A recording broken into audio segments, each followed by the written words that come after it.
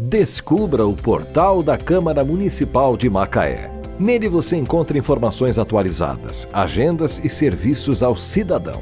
O site oficial é uma ferramenta essencial para quem deseja acompanhar de perto as atividades legislativas e estar por dentro de tudo o que acontece na nossa cidade. Acesse agora e conheça tudo o que nossa cidade tem a oferecer.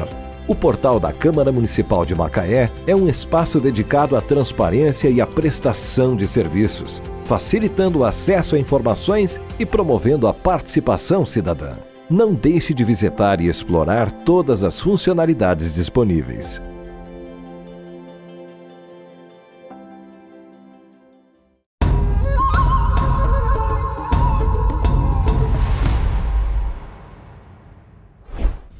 Olá, muito bom estar com você mais uma vez aqui no nosso podcast Culturando. O Culturando, você sabe, a gente fala de iniciativas culturais, artistas, projetos, coisas bacanas que acontecem aqui em Macaé no âmbito da cultura, mas também no âmbito da formação da consciência, porque isso é cultura também. A forma como a gente lida com o nosso próximo e respeita a diversidade, inclusive a diversidade cultural, a diversidade de gênero, diversidade étnica, enfim. Tudo isso faz parte desse caldo de cultura que a gente precisa cada vez mais refinar, não é isso? Para falar de cultura e de respeito, hoje a gente vai falar sobre letramento racial. O que é o letramento racial?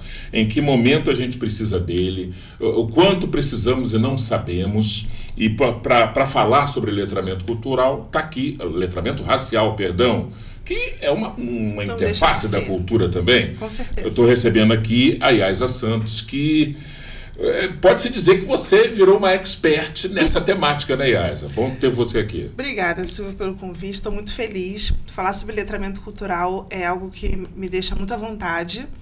Porque você vê, você falou letramento cultural. Aí, já mas pegou. Porque tem a ver, né? Cultural e racial. Eu não consigo dizer nem quem nasceu primeiro. Exato. Fica nessa filosofia. Mas é letramento racial. Não deixa de ser cultural, social, histórico, político, econômico, passa por tudo. Com certeza. Mas isso a gente vai falando aos poucos, porque o nome parece muito pomposo, mas é mais simples do que a gente imagina e todo mundo tem acesso. Quando é que você despertou o teu olhar para se aprofundar, né, nesse conhecimento, buscar esse embasamento para hoje poder ser uma multiplicadora desse conhecimento que você adquiriu? O nome é novo, a prática não. Porque eu descobri que o letramento racial é a educação que a gente recebe em casa. São os nossos valores, é a nossa história, é você entender que a sua história ela é feita de vários autores.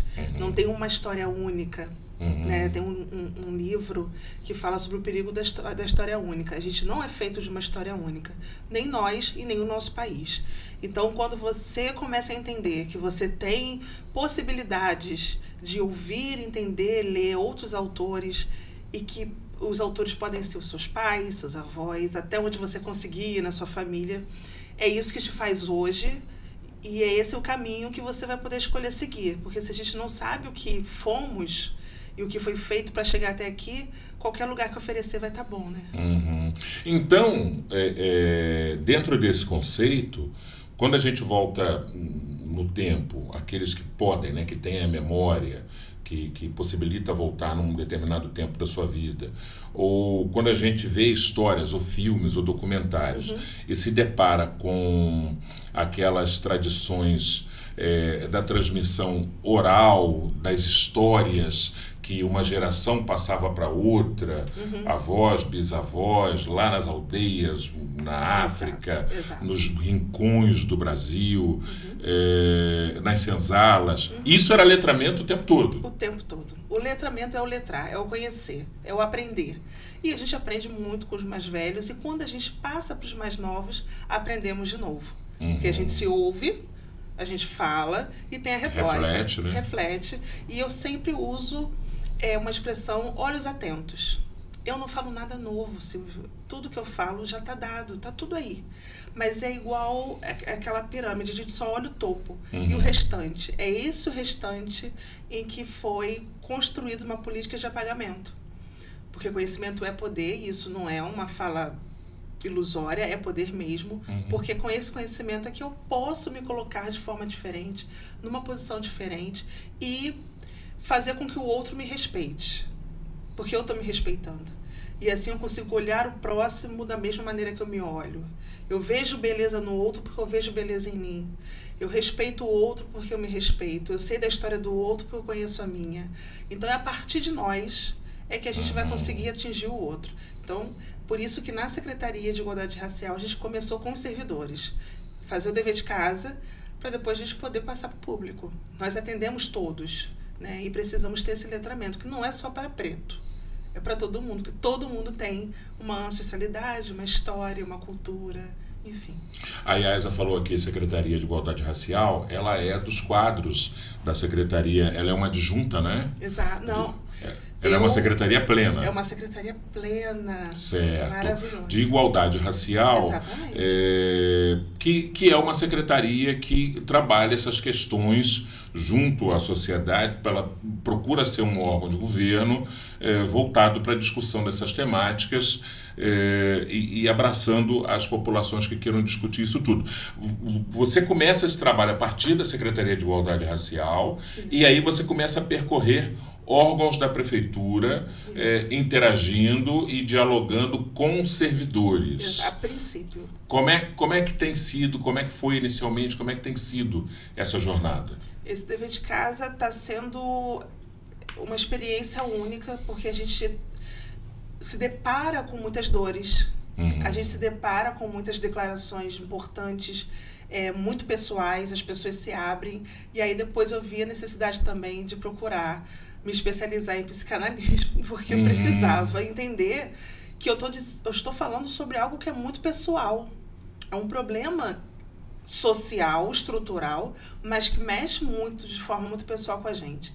Então, tem pessoas que choram, tem pessoas que não conseguem admitir, assumir, se declarar, e a gente precisa cuidar, porque a gente não está ali para apontar o dedo, a gente está ali para educar, para acolher. Recondicionar, né? Isso aí, redirecionar e mostrar que a gente não precisa ir só ao norte, a gente pode buscar o sul, a gente pode buscar o oeste, desmistificar e contar outras histórias. Eu não falo que o que existe é mentira, o que existe é a meia verdade. A outra verdade, nós podemos contar a partir das nossas histórias. Cada um carrega um centro de si que corrobora com a cultura da cidade. O que eu faço na minha casa impacta diretamente na cultura da cidade. Porque minha filha vai para a escola e ela vai com essa influência que eu ensinei em casa e na escola isso vai ser replicado. Então, há um cuidado muito grande com isso. A gente fez um curso de letramento durante 2 meses aqui em Macaé. E trouxemos pessoas de fora, pessoas da casa, que tem profissionais brilhantes aqui na educação. E foram 138 inscritos. Terminamos com 138. Na turma. Que barato, hein? Foi pra gente uma resposta maravilhosa, maravilhosa. Quando a Yaisa fala de um trabalho internamente no âmbito do corpo de servidores públicos, é claro que ela está falando também de uma mediação de tensões e de pequenos indícios de conflito que podem acontecer quando se trata dessas questões raciais. O ser humano tem que lidar com o outro ser humano no ambiente de trabalho e, às vezes, algumas dessas questões acabam eclodindo. Exato. E viram problemas sérios, tanto que no âmbito da Secretaria de Recursos Humanos existe uma comissão que cuida dessas questões ligadas ao assédio, com um olhar também para a questão de gênero e de raça. E a gente tem uma cadeira lá. Estamos Exatamente. Então, mas, ao mesmo tempo, também, eu como jornalista, como entrevistador, eu gosto muito de fazer o contraponto. Você acredita que possam existir pessoas que, embora reproduzam arquétipos e falas e até vícios de linguagem de conotação racista, não sejam elas individualmente racistas? Com certeza, porque a gente aprendeu. Nós nascemos numa sociedade brasileira que ela é racista. Estruturalmente racista. Estruturalmente. Né? Quando a gente fala desse racismo no letramento, eu não estou falando daquele racismo individual. É uma estrutura que existe, que foi feito para ser assim. Então, a gente aprendeu assim na escola, a gente aprendeu nas piadas, na televisão, no comercial. Tá dado, tá normal. E tudo muito normalizado, né? Exatamente. Um corpo muito... negro na calçada dormindo, ele não incomoda. Ele não vai ser convidado para ser modelo, como já aconteceu com uma pessoa de pele branca. E não nos incomoda. É mais um. É normal ser desse jeito. Essa normatização do corpo negro está estruturada ali, o racismo. Então, é esse olhar atento que eu sempre peço para os meus alunos terem. Se está normal, se não está incomodando, o racismo está imperando ali. Quando a gente fala da secretaria, a gente apelidou de CEPIR, porque é um nome extenso, a gente diz que é uma secretaria meio. A gente não está ali para tratar do povo preto só a gente, senão não há porquê ter Secretaria de Saúde, Educação, porque nós somos a maioria em Macaé. E é um exemplo que a gente no Brasil. Mas em Macaé, declarado no último IBGE, são 56%. Então, a gente vai de obras a saneamento básico, a turismo, a ecologia, a cultura. Tudo perpassa, né? Porque o povo negro, ele passa por todos esses órgãos. Então, todos esses órgãos precisam estar letrados. Precisam entender que o antirracismo é uma ação contínua de vigilância, porque nós somos racistas, nós somos machistas, aprendemos a ser, e desconstruir isso é um passo importante, mas no primeiro momento que você tem um contato com o letramento, eu digo, já está aqui a chavinha, não pode voltar atrás. Você não pode admitir mais que seja piada, que seja, coitado, mas isso não pode mais te passar despercebido, pelo menos, né? Porque se te roubarem, se matar alguém da sua família, é crime. E você não vai ter dúvida. Você não vai falar, poxa, mas ele matou, devia estar num dia ruim. Não, é crime. É crime. Com certeza. Racismo também. Não tem dia ruim, não tem brincadeira, não tem piada. Mas é porque ele é mais velho. Mas o mais velho aprendeu a usar o Pix, o WhatsApp, Instagram. É verdade. Então, se a gente consegue aprender tecnologia, a gente tem que saber da nossa história e entender que uma tecnologia no Brasil é ancestral. Quem trouxe a tecnologia da agricultura fomos nós. Quem trouxe a tecnologia da ciência fomos nós. A tecnologia da higienização sanitária fomos nós. É verdade. A filosofia também existe no continente africano. É verdade. O Egito fica na África. Tem gente que não sabe e a escola não fala. Porque tem a matéria de Egito e a matéria da África. É verdade. A escola, de um modo geral, não ressalta o fato de que o Egito é África, gente. Por que será, Silvio? Agora eu vou te fazer essa pergunta. Nós temos, a história é riquíssima, mas ela é muito sonegada. As antigas sociedades e povos da Etiópia, por exemplo, que desenvolveram matemática, ciências extremamente complexas em África. E aí, quando você vai ver o filme da Cleópatra, colocaram Elizabeth Taylor, bicho. Nada contra ela. Linda, não discuto. Não é sobre isso. É sobre o apagamento. Sim. A Etiópia foi, se não me engano, espero não estar enganada, o único país a não ser colonizado no continente africano. Por isso que a maioria das bandeiras no continente africano tem a mesma cor. Que eles olharam para a Etiópia e falaram, é esse povo que a gente quer ser. E antes de ser Egito era Kemet, que significa terra preta. A maioria era povo negro. Então, assim, eu não vou nem falar de Jesus. Mas vamos falar da história? Sim. Que não se tem como negar, que se a gente olha para aquele continente enorme que foi dividido de forma política não pelos povos, mas pelos colonizadores, a gente começa a entender um pouco, a gente começa a criticar, ter um olho crítico. Mas será que é isso mesmo? Eu trago muito isso para a aula. Por que que o mapa mundi, ele está sempre do mesmo modo, com a Europa no meio, no centro, assim, e ao norte? Não é à toa. E a gente não questiona. O planeta é redondo. Quem é que está no centro do planeta? Pode ser o Brasil, pode ser o Japão.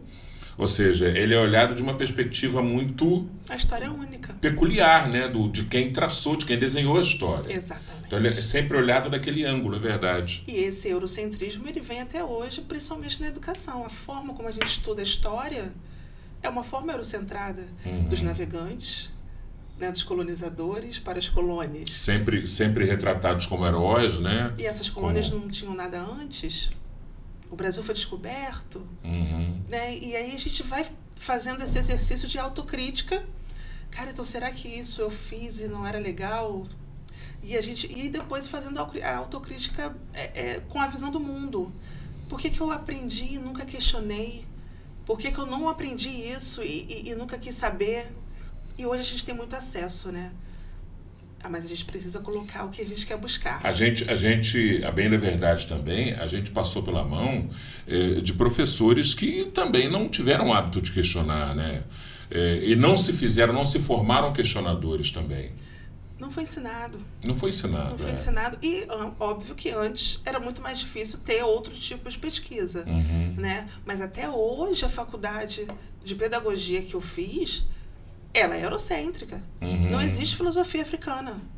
Não existe filosofia de nenhum outro lugar. Do Oriente, é só o ocidental. E que a gente descobre que Aristóteles, Hipócrates, todos foram beber na água da África. Sim, sim.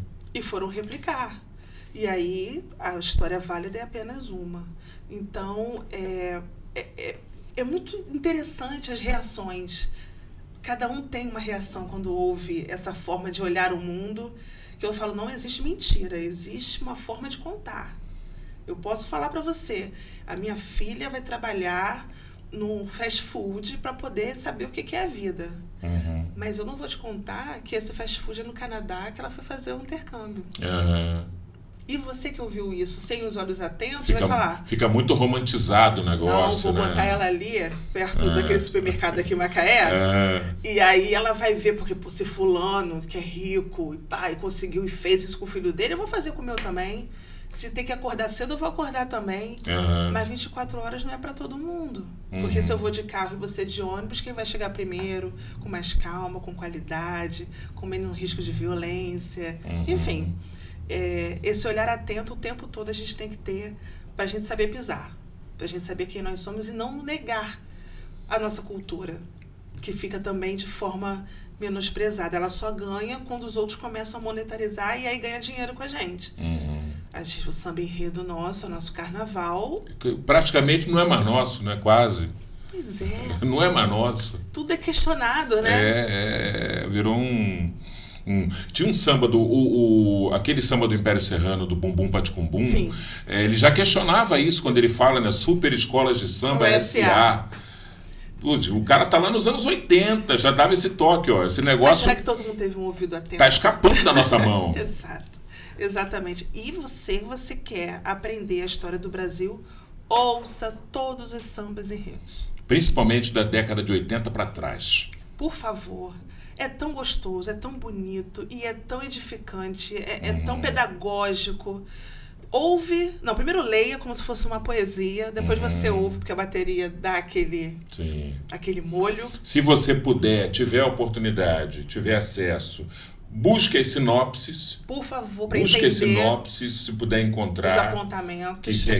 Que a sinopse é que guia os autores, né? Que disputam o samba enredo.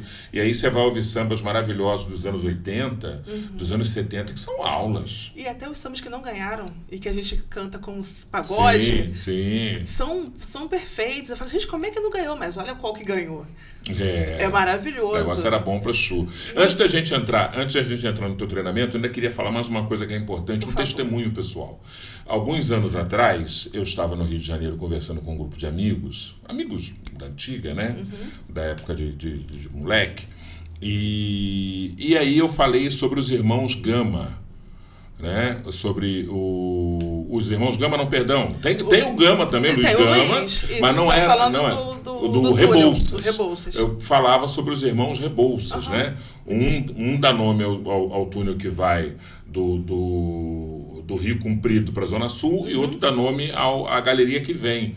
E aí, eles não acreditaram em mim que aquela homenagem era 2 engenheiros negros. Eles não acreditaram. E falaram para mim o seguinte, cara, naquela época não tinha engenheiro negro. Eu falei, rapaz, tinha. E eles fizeram, entre tantas coisas nesse país, o túnel Rebouças. Entre tantas coisas. É o imaginário social, você vê onde que está escrito. em que a população negra no Brasil ela construiu alguma coisa. Aí você vai... E aquela história me inculcou um pouco. Como é que os caras não sabem? Depois eu entendi. Não tinha como saber realmente. Moram no Rio. Mas não tinham como saber, sabe por quê? Eu fui pra internet, eu me considero um pouco rato de internet para achar as coisas. Eu sou mais ou menos bom de achar coisa na internet. Entendi. Eu tive dificuldade de achar a imagem deles. Exatamente. Imagem. Você busca na internet o Castro Alves, o Machado de Assis, o criador da Academia Brasileira de Letras, você não acha a imagem e retratação real dele. O Machado de Assis era negro. Exatamente. E durante muito tempo foi pintado como branco. Porque para aceitar, para entrar numa academia, para inventar, para criar uma academia que leva um nome, como é que a gente vai retratar isso? A gente vai dar força para esse povo negro que... a gente vai dizer que eles são inteligentes, que eles são potentes, que eles são possíveis. E não é uma história triste, não, sabe? A gente vem de tantos levantes, tantas revoltas, de tanta inteligência, porque a tecnologia ancestral de um quilombo, se a gente parar para pensar, tirar um pouco do grande heroísmo que deram para Zumbi, para Dandara, pouco para Dandara, né? É igual fazem com Mandela e o Winnie Mandela, que aí vem o machismo, né? O herói sempre o homem. Mas se a gente entender a astúcia para criar aquela comunidade com leis, né, com regras, e que durou anos, é uma inteligência que a gente não é discutido, não percebe. A gente trata o quilombo como se fosse nada, e não é.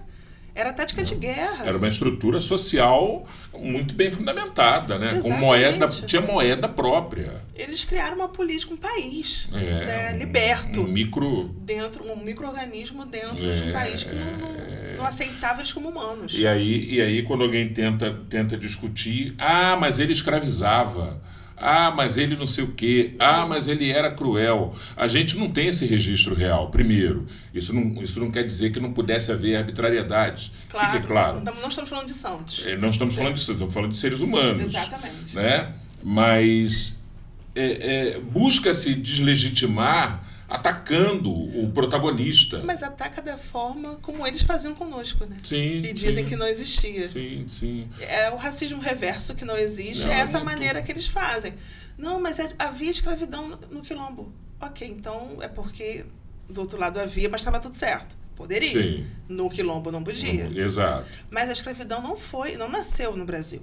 Não, claro que não. A escravidão ela sempre existiu. Sim. O que nasceu no Brasil foi o escravizado de forma violenta, truculenta, o estupro, né? E o escravizado, a desumanização. E o cativo que não era fruto de guerra territorial. Exatamente, porque se a gente pega a história da humanidade e vai ver que lá até na época bíblica, os povos escravizavam uns aos outros. Vai trabalhar para mim, eu ganhei a sua terra. Como parte da guerra de conquista territorial. E estava tudo muito certo. A escravização do africano, ela se deu de forma muito diferente. Mas aí tem um bobalhão que falou isso publicamente um tempo atrás, né? Ele vocalizou isso em rede nacional. Mas na verdade era o próprio africano que escravizava o africano. Sim e não. Isso é uma meia-verdade. Haviam disputas territoriais internas em que povos eram escravizados por outros povos, todos africanos, e aí uma boa maneira de conseguir dinheiro e bens de consumo aos quais não tinham acesso era traficar esses escravizados com a Europa. Exatamente. Então, foi mas isso não desumanizá-los. Eles ainda eram humanos. E não eram africanos. Eles tinham etnias. Sim, tinham etnias. Eu digo, porque quando a gente fala estavam ali naquele grande conglomerado África. Exato, né? Mas falava outra língua, comia de outro jeito. Sim. Um não dialetos gostava do outro. totalmente... E então não tem como comparar. E vão tentar sempre deslegitimar. Sim. Porque a gente está começando a escavar a terra e descobrir as ossadas, as arcárias dentárias, lá na pequena África, né, que foi um boom nacional, porque a ONU estava presente, por isso aquilo aconteceu dessa forma e no momento de revitalização daquela região, né? E você vê que várias camadas foram feitas para tapar, e aí no IPN, que é o Instituto Pretos Novos, 50 mil ossadas Caramba. de crianças só num terreno. Gente, isso aí a gente está falando, só para vocês entenderem, o governo, não me lembro se ainda, não, já do prefeito Eduardo Paes, lá nas gestões anteriores, foi fazer a grande revitalização da zona portuária do Rio de Janeiro, ainda antes da implosão do elevado da Perimetral. Se não me engano, é próximo das Olimpíadas. Isso, um pouco antes ali, foi fazer aquela obra aqui, inclusive uma obra magnífica, né? Ficou muito lindo.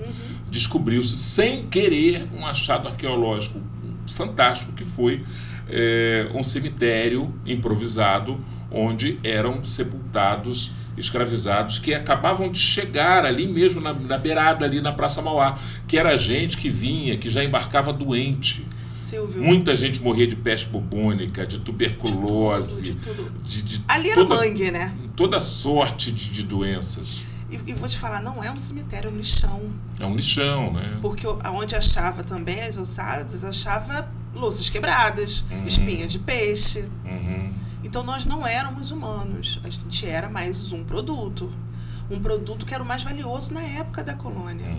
Era mais valioso do que ouro, do que o café.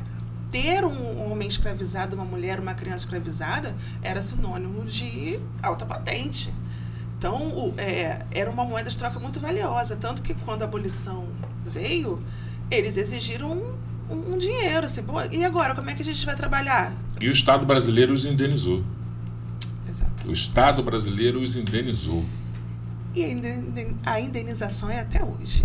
Os indenizou. Isso é que é... Porque você tem alguma herança dessa época da terra? Não. Você tem algum nome, sobrenome africano Não. da família? Não.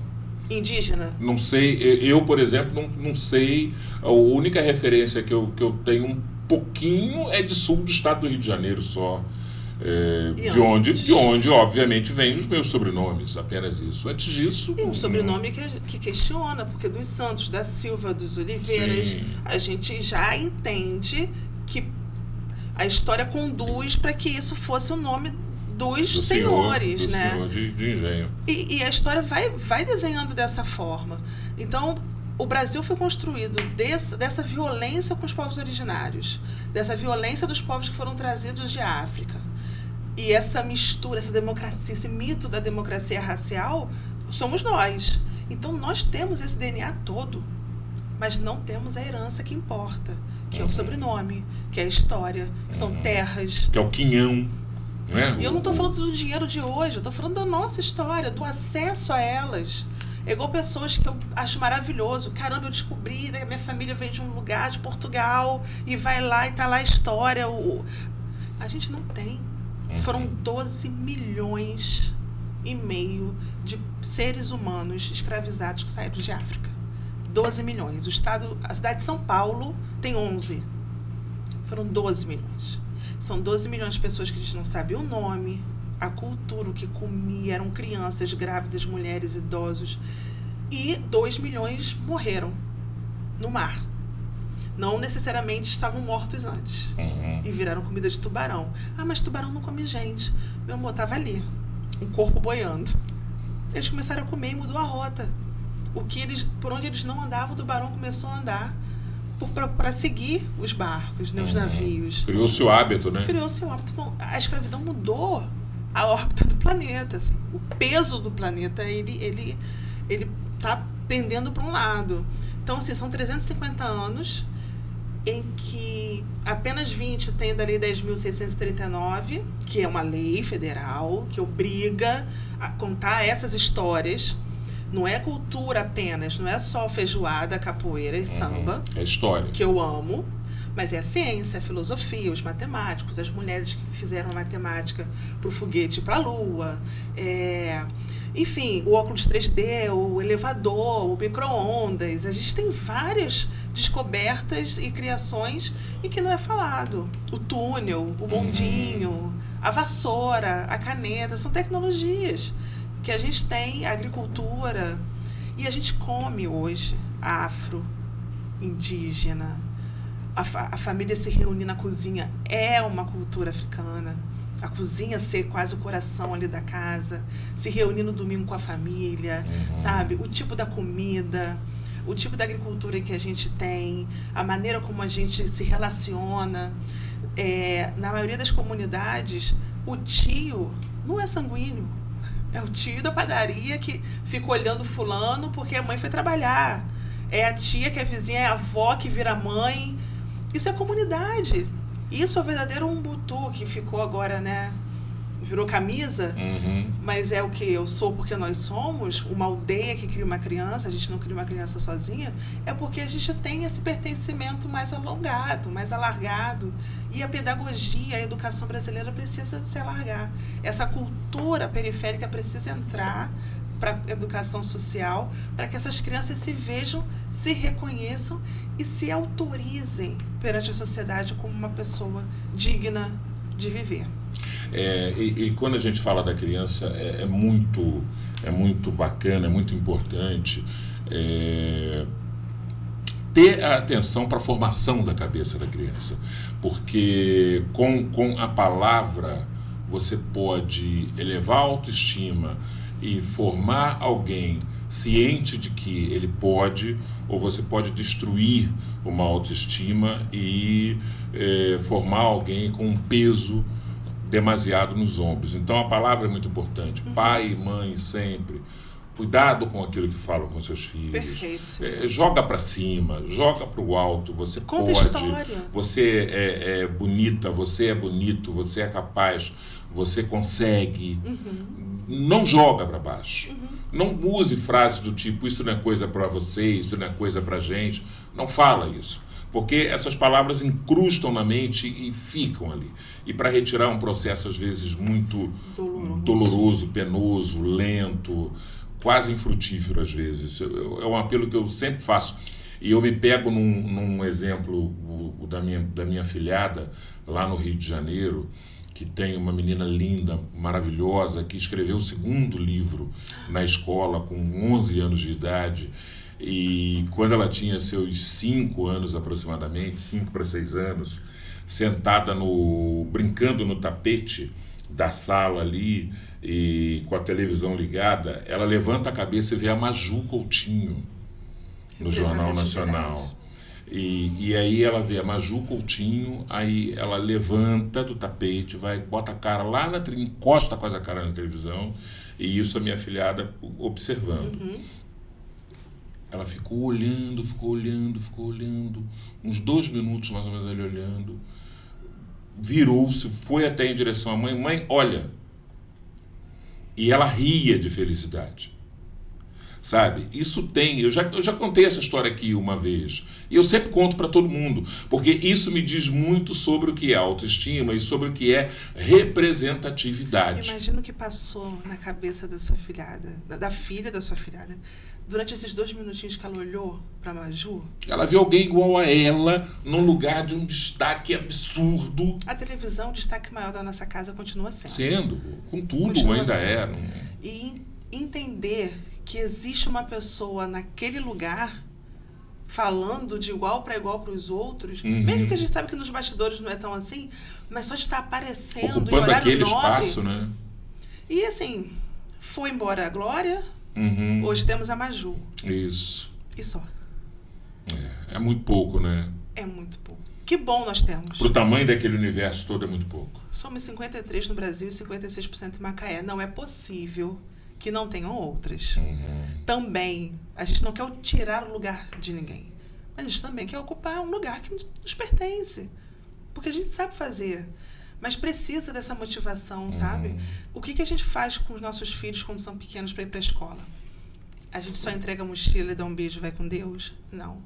Passa o creme, leva identidade, não corre, tira o chapéu, tira o boné, não bota o capuz, não fala alto, não ri alto, não chame atenção, não atrapalha a aula. São tantas medidas preventivas, né? De sobrevivência. De proteção, essas mães e pais estão ali para proteger. Eu entendo e admiro muito a sua fala, mas, por outro lado, eu sempre tento fazer o outro lado. Eu entendo essa posição de eu não quero que ele passe o que eu passei. mas você está silenciando aquela criança. E a professora elogia. Seu filho não dá trabalho, ele quase nem fala. Esse quase nem fala é tão violento. Quando, na verdade, quando a professora fala seu filho não dá trabalho, ela está dizendo implicitamente seu filho não cria problema. Exato. E isso é maravilhoso. Parabéns pela educação do seu filho. Ele não corre, ele não ri, ele não pergunta. Ele não é criança. E não pode ser. Porque se ele correr na rua, eu não sei o que pode acontecer. Né? Então, é muito triste. É triste, é verdadeiro, tá na pele, não tem como disfarçar. Por isso há essa diferença do bullying pro racismo. Não é que um é mais pesado que o outro. O bullying também, ele vai te ridicularizar. Ele vai falar do seu óculos, do seu cabelo, da sua altura, vai falar que você é gordo, você é magro, as suas características físicas humanas. Para algumas pessoas vão ser ruins, para outras não. Mas o racismo, ele tira a humanidade de você. Você é uma coisa, um animal, e que não merece estar ao meu lado. Tipo, você é inferior em relação a mim porque você é etnicamente deste jeito. E essa etnia, ela não evoluiu. É muito brabo. É um processo muito brabo, mas eu acredito piamente que a chave a ser virada aí, ao mesmo tempo que a gente tem que equalizar essa relação entre nós adultos, idosos, jovens, meia-idade, não importa, tem que haver um recondicionamento, mas fundamentalmente se investir pesado na escola.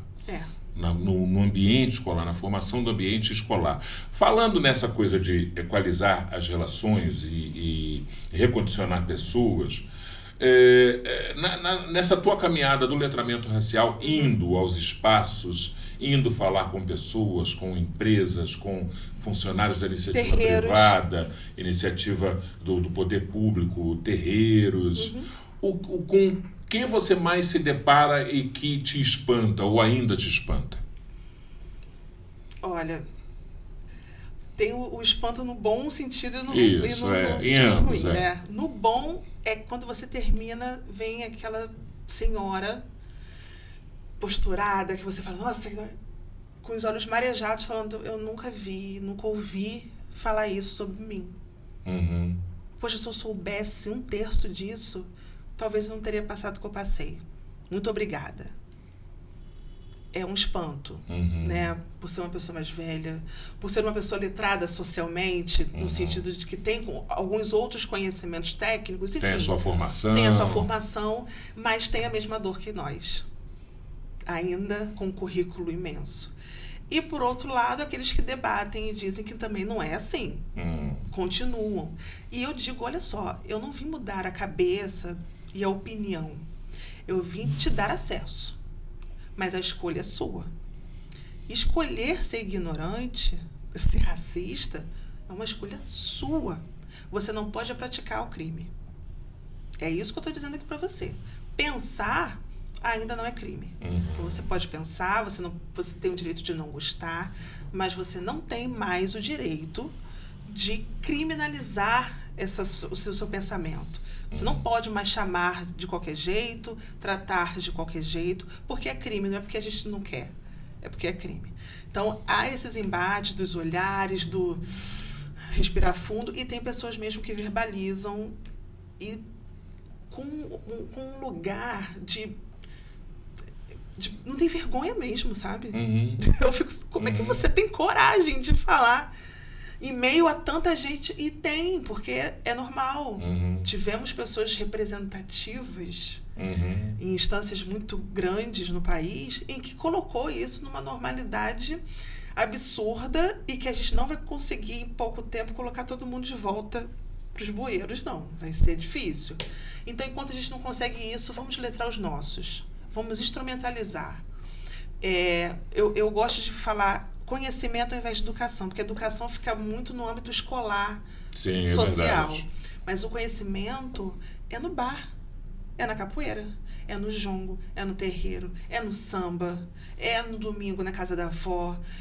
Em qualquer lugar você pode adquirir conhecimento. E você pode treinar os seus olhos para que você não pratique isso mais uma vez, agora que você tem um conhecimento. Então, amigas minhas, eu só queria tomar uma cerveja com você, mas não tem como. Eu falei, por quê? Não sou eu que inventei, não. Mas o cara, gente, ele não para aqui, ele não quer me atender, ou a outra me pergunta se eu trabalho aqui. Eu posso estar com roupa de palhaça, mas vão me perguntar. Porque é normal. Então, e, por outro lado, eu também não sofro mais, Silvio.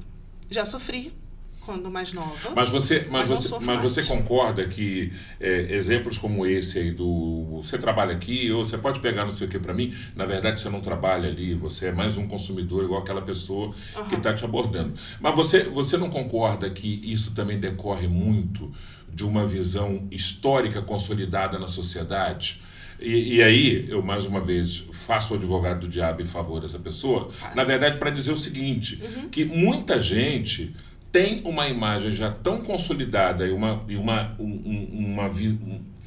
verdade visual na sua cabeça tão cristalizada que ela nem vê que está fazendo aquilo. Claro. Ela não vê que está exercendo uma postura, no mínimo discriminatória. Né? Ela nem vê, ela pratica no automático. É nessa consciência da prática automática dos maus costumes ou dos costumes enviesados, que eu acho que entra o letramento racial. Para dar um choque de realidade. Para dar um choque. Porque eu viro para essa pessoa e falo, não, eu achei que você que trabalhava. Sim. Porque a pessoa fala, como assim você acha que eu trabalho aqui? Na brincadeira, porque não dá pra gente distribuir soco. Claro que não, né? Dá vontade, às vezes? Dá, mas a gente... e entende que o soco não vai ajudar em nada. Mas aí você reverte a história, sabe? Então agora você inverteu ali o yin e yang, agora se coloca aqui. E a gente vai levando. Não é o remédio. Mas esse passo que a gente está fazendo, que causa incômodo para alguns e abertura de mundo para outros, isso já está trazendo um movimento diferente. Já está virando pauta no café da manhã das pessoas dentro da prefeitura. Olha, eu falei com o fulano porque aquilo que a gente aprendeu e não sei... Legal. Isso, sabe? As pessoas param, viram projetos que saíram do curso, já está em andamento. A ampliação do Disque Racismo. Né? Exatamente. A ouvidoria trouxe para a gente, vamos ampliar o Disque. O Disque Racismo agora com ouvidoria. E aí a gente coloca no site e traz a ouvidoria para dentro da questão racial. Então, é isso o objetivo. É movimentar. Ninguém vai sair dali, senão eu estaria fazendo a mesma coisa. Com pensamento único. As pessoas saem de lá fervilhando. E leva para casa. Teve uma pessoa que falou, eu discuti com meu marido, que eu entendi porque ele estava me chamando de pretinha, e nem preta eu sou. Eu discuti com ele, você não pode falar isso comigo. Eu falei, olha, não divorcia, pelo amor de Deus. Você vai ficar com peso na consciência. Vou ficar, mas é um despertar. É um despertar, sabe? Ela não vai falar isso com outra pessoa. Ela não vai permitir que isso aconteça com outra pessoa. A partir dela. Porque tem que tocar o pessoal. Quando fica muito longe, porque na África, porque na escravidão, é muito longe. Não, isso é aqui, cara. Porque historicamente é perto, né? Não tem nem 200 anos que acabou ali no papel. Mas fica distante. Então, quando a gente coloca aqui, eu falei, quantos corpos você pulou para chegar até aqui na prefeitura, na calçada? Você contou? Quantas pessoas? Não estou falando de gente morta, não. Estou falando que a gente estava ali pedinte, dormindo. Gente na sarjeta. Foram quantos? Não sei. Quantos brancos? Quantos negros? Não devia ter ninguém. Mas é a maioria. Faz o teste do pescoço. Numa foto de formatura da medicina. E numa foto de entrada para a Colurbe. Na Geral do Maracanã. Nas favelas, nas comunidades. Não é à toa. Essa geograficação, esse desenho geográfico do Brasil não é à toa, não foi... Em alguns lugares, em alguns lugares, isso é absurdamente visível. Eu morei em São Paulo nos anos 90, final dos anos 80, começo dos anos 90. Eu morei em São Paulo, o meu filho, inclusive, mais velho, nasceu em São Paulo. E em São Paulo, isso é muito, muito... É um muro só. Claro. É diferente só o do Rio, Tietê ali. porque o Rio tem uma coisa de uma carioquice. Uma encruzilhada, que né? Uma mistura. Que é um negócio da miscigenação, da carioquice, e fica tudo muito ali fluido, todo mundo meio que baila junto. Vai se esbarrar em algum momento. Embora você veja algumas diferenciações. Em São Paulo é muito claro. Sim. Em São Paulo é muito claro. Assim. É muito... Você vê claramente. O Luiz Antônio Simas, que é um cara um historiador fantástico. Ele traz o Maracanã como uma geografia do mito dessa democracia racial. Do Rio de Janeiro, né? Do Rio de Janeiro. Todo mundo pode entrar no Maracanã. Vamos falar do Maracanã quando tinha geral. Sim. Todo mundo podia. Mas você não sentava em qualquer lugar. Na cadeira. Você não ia pra cadeira. É esse democracia racial que a gente fala. Então, a meritocracia é essa. Todo mundo vai entrar no Maracanã. Mas nem todo mundo senta na cadeira. É isso até hoje. Então, essa falsa meritocracia é porque tem gente que dorme 16 horas, trabalha de casa, coach, bebe seu suquinho de maçã e diz pra você, acorde mais cedo. Fale com sol. Leite com pera. Tome pílulas. E você não tem dinheiro para pílula, você vai se endividar porque você tem que pagar o cara, você tem que comprar a pílula e a sua vida não vai crescer. Porque existe ali uma bolha que é impenetrável. Da herança que importa, que é aristocrática. Você sabe com quem você está falando? É o sobrenome. Não adianta, eu sempre falo isso, não adianta esse negócio de, não, porque eu vi a palestra de fulano, porque não sei o quê, porque o mérito...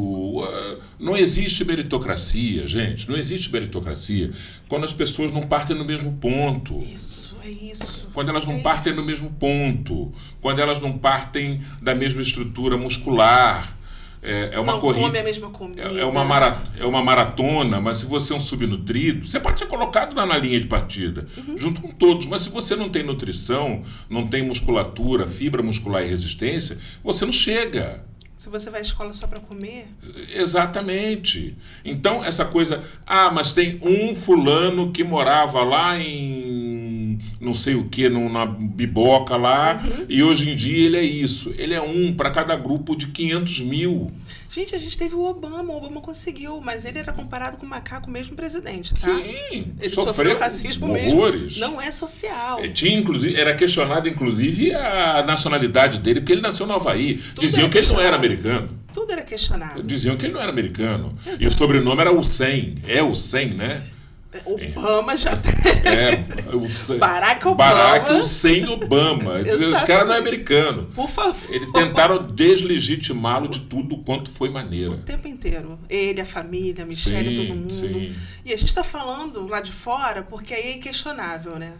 Mas isso é o tempo todo aqui, no nosso lugar. Né? Então, essa questão de que mas é porque o rico e o pobre... Não, vamos até aí só, a discussão. E agora vamos analisar os números, porque o número não mente. E aí a gente começa a entender. A discussão do racismo só é válida quando você quer entendê-la. Não se você quer saber se ela existe ou não. Quando a pessoa vem com... Mas será que existe? Eu me calo. Se ela não consegue ver que a sociedade brasileira é desigual... Né? Porque é uma sociedade desigual, historicamente desigual, socioeconomicamente desigual. Quando a gente fala de privilégios da branquitude, que aí a gente não está falando de pessoas, está falando de estrutura, a gente está falando da pessoa ter privilégio de vida. Não é privilégio de ter um jet ski, não. É um privilégio de ter saúde. É um privilégio de ter uma escola boa. É um privilégio de poder correr na praia sem identidade e não ser pego. Isso não é privilégio, isso é direito. Isso é direito, que deveria ser extensivo a todos. Mas a gente ainda briga achando que é privilégio. Então o buraco é mais embaixo. Então a discussão ela tem que ir para outro caminho do conhecimento e não para entender se existe ou não. Bom, nessa caminhada com o letramento racial, você é exagero, é ofensa, é um despropósito se eu dissesse que você tornou-se uma coach? No sentido de que você empreende um treinamento para um despertar de um novo modelo de pensar e de enxergar a sociedade. Nesse sentido, sim, no sentido positivo do termo. Silvio, vindo de você é elogio. Porque coach é uma palavra que está mais por baixo do que... Eu sou muito implicante. Porque fica também. Muito raso, né? Muito raso. Eu não sei se coach... E se também for também, tá tudo certo. Eu não estou aqui para ficar cabendo em lugares... Você dá palestras. Não. Eu dou palestras. Você dá palestras, Isso. Você fala sobre o letramento racial, fala sobre a relação entre as pessoas com o viés das diferenças étnicas que existem entre ambos. A visão racializada do mundo. A visão racializada do mundo. Além dos órgãos públicos, que foi por onde você começou esse trabalho, se espalhando por todo o corpo funcional da prefeitura, você também dá palestras em escolas, né? Em escolas, em empresas. Nas escolas, para os alunos, para os pais, para os professores, para o corpo da escola todo, desde a portaria até a cozinha, entendendo que aquilo é um organismo único e que precisa, tanto a portaria que recebe aquele aluno, né? E a pessoa que está na cozinha que faz a comida para aquele aluno, tem um projeto maravilhoso que é o NutriAfro, ela precisa entender o porquê que ela está fazendo um quiabo naquele dia. Entendeu? Porque senão não vai valer a pena ter um NutriAfro. E aquela criança entender que se ela plantasse, se ela tivesse um pedacinho de terra, ela poderia comer melhor e mais barato.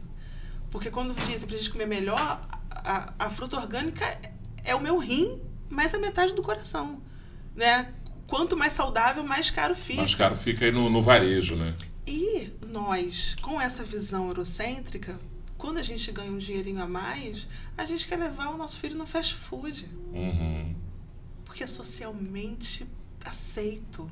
Para ele ficar feliz, né? Teoricamente. E para ele se sentir pertencente. Isso. Ele vai querer ficar comendo banana e aipim cozido, sabe? E é o que salva vidas, é o que deixa a pessoa saudável.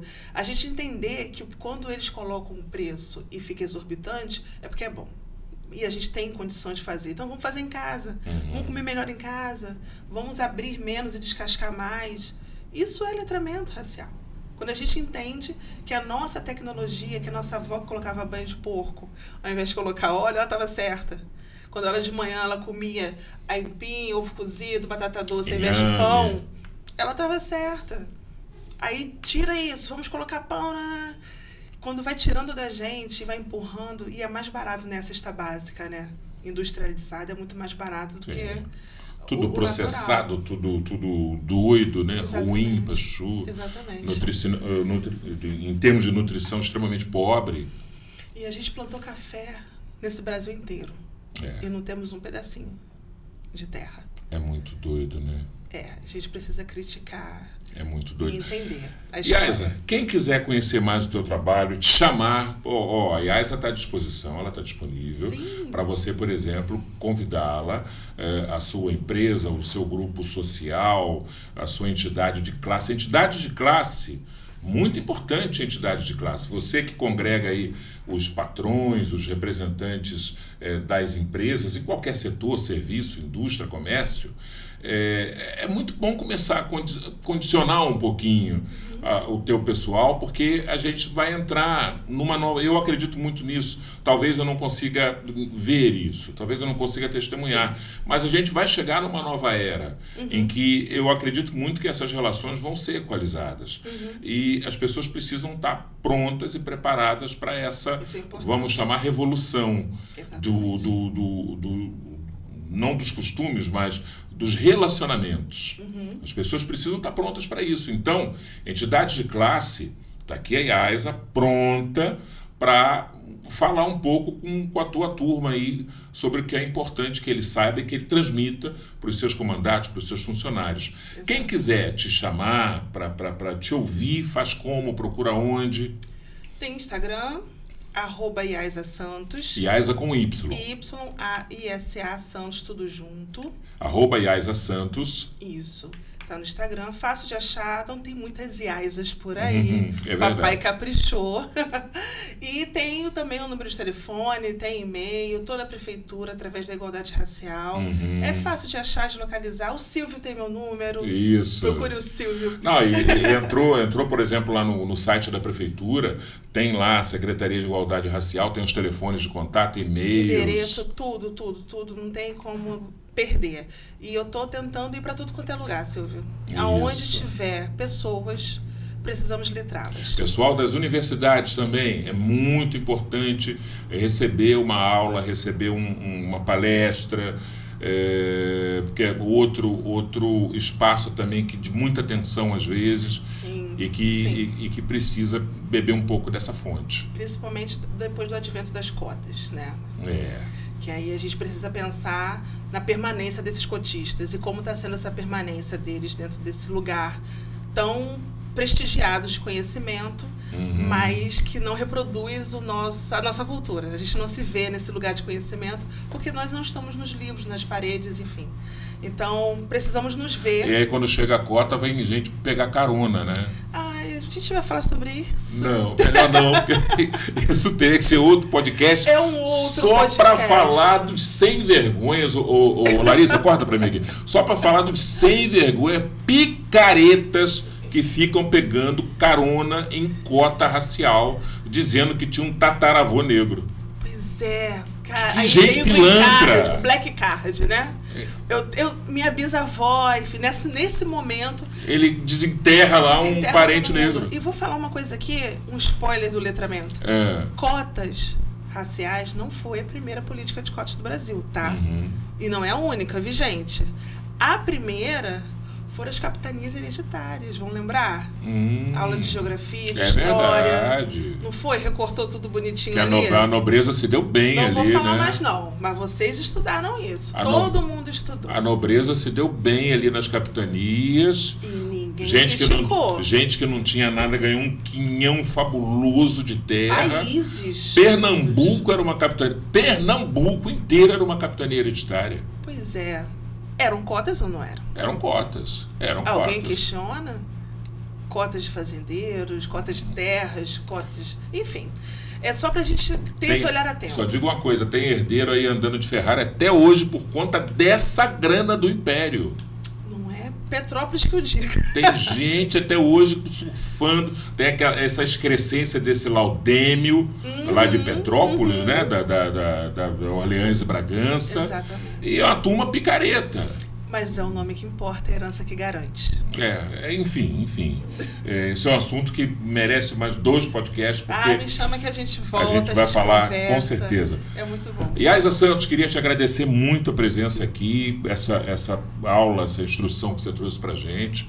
Com certeza vamos falar mais sobre isso, porque eu acho que é um assunto que tem que estar volta e meia ser mexido e pego de volta e trazido à luz, porque definitivamente, como eu disse, eu acredito que haverá uma nova consciência.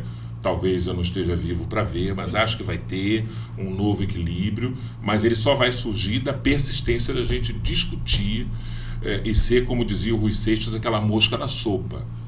Porque pra gente sobrou ser a mosca da sopa. Muito obrigada pelo espaço. Obrigada por você ser essa referência e saber que é e fazer muito bem o seu papel de referência, porque você agrega nesse movimento de deixar legados. Nós não temos heranças para deixar para os nossos filhos, para quem nos ouve, mas temos legados. E o conhecimento nada vale se ele não for repartido. Com certeza. Eu vou ser imortal se o conhecimento, se a minha fala, ela reverberar e as pessoas multiplicarem. E for à frente. E for à frente. Senão não adianta nada. Eu ficar lendo livros e mergulhando, se eu não puder dividir, principalmente com os meus. É para isso que eu estou aqui. O letramento, ele salva vidas, porque o racismo mata. E eu estou aqui para combater, e a gente só combate aquilo que a gente conhece. Então vamos conhecer a nossa história, para a gente poder escrever uma melhor e combater o racismo. Tá aí, ó, @Yaisa Santos no Instagram, vai lá, passa a seguir, que você vai encontrar um conteúdo muito rico lá. Yaisa, mais uma vez, obrigado e até a próxima. Hein? Até. Gente, é isso aí. Esse é o Culturando, o nosso podcast em que a gente fala de cultura, de atualidades, um pouco de filosofia, de sociedade e, acima de tudo, a gente faz um voto por um amanhã melhor em que a cultura e as culturas possam ocupar o espaço que merecem na nossa sociedade. Temos um encontro marcado na nossa próxima edição. Lembrando, muito importante, compartilhe este podcast, fale com seus amigos, assine o canal se você ainda não é assinante, dê lá um joinha, porque aí o YouTube avisa para você que tem vídeo novo no canal e o algoritmo ajuda a gente a chegar para mais pessoas, tá bom? Faz isso pra gente, temos um encontro marcado na nossa próxima edição. Um forte abraço e até lá!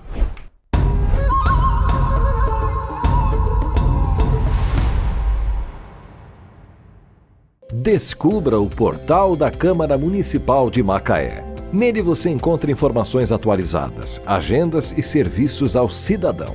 O site oficial é uma ferramenta essencial para quem deseja acompanhar de perto as atividades legislativas e estar por dentro de tudo o que acontece na nossa cidade. Acesse agora e conheça tudo o que nossa cidade tem a oferecer. O portal da Câmara Municipal de Macaé é um espaço dedicado à transparência e à prestação de serviços, facilitando o acesso a informações e promovendo a participação cidadã. Não deixe de visitar e explorar todas as funcionalidades disponíveis.